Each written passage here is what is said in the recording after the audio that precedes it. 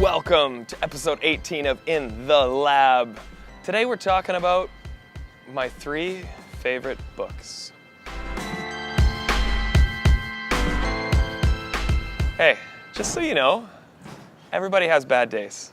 Everybody gets in a bad place. But recently I ran into two gals after a presentation who came up to me and had a really interesting comment.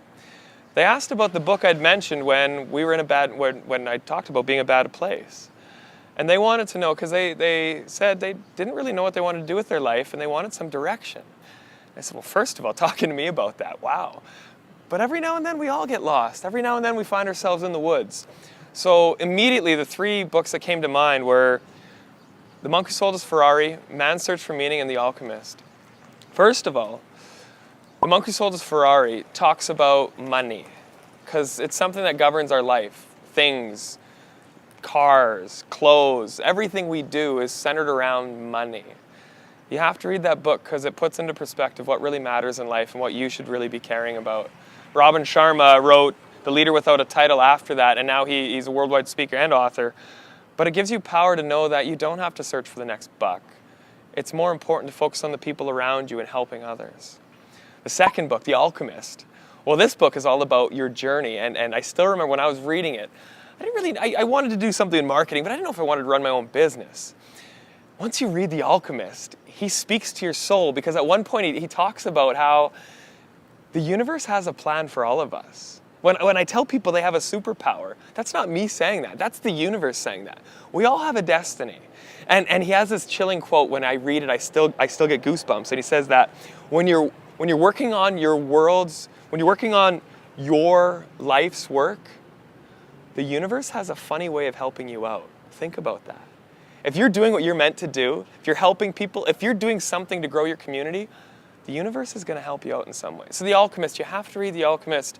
It sounds like a bad book, like alchemy, ooh, real bad. It's not a bad book at all. Now, the last one, Viktor Frankl's Man's Search for Meaning. This was published over 50 years ago now. Viktor Frankl lived through an Auschwitz concentration camp in World War II. Viktor Frankl had written that book before he went into the concentration camp. He kept the pages of the book sewn into his jacket and pants. When he went into the concentration camp, they stripped him of everything and burned it. He lost his work. But what he taught himself over the years that he was at the concentration camp was how to get through the most extreme adverse situations. I don't care where you're at in your life right now. No one in our world has a bad life, as bad as a life as Viktor Frankl did. He was going through the worst time you could possibly imagine.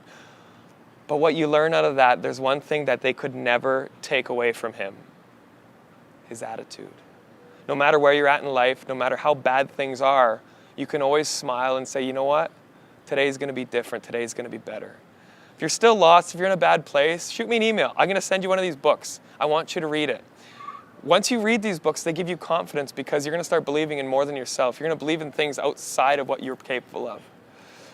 Remember, Monk Sold His Ferrari, The Alchemist, Man's Search for Meaning.